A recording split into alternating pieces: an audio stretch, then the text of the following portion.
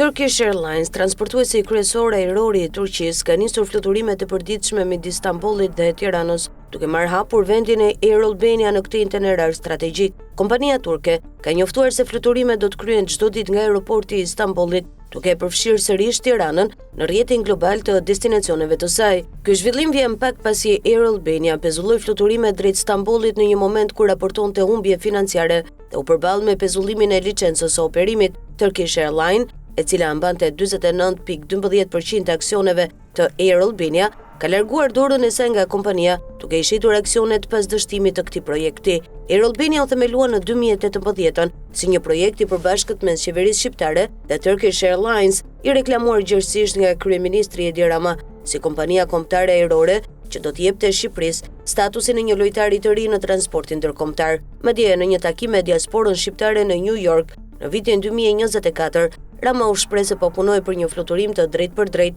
me Air Albania drejt Shqipërisë. Kur të ndodhë do ta bëjmë patjetër këtu në New York.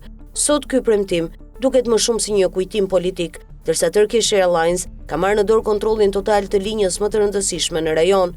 Në një treg që po bëhet gjithnjë më konkurrues, krenaria kombëtare Air Albania është dukur nga itineraret pas një shpjegim publik nga qeveria apo autoritetet ajrore shqiptare. Rikthimi i Turkish Airlines në këtë formë shihet si shenjë dështimi të eksperimentit me Air Albania, i cili nisi si një aleancë strategjike dhe përfundoi si një projekt i braktisur në heshtje. Për udhëtarët shqiptar dhe turq, kjo është vetëm një çështje zgjedhjeje e fluturimi, por në planin politik është një tjetër premtim i pambajtur që shton listën e projekteve të dështuara të qeverisë Rama.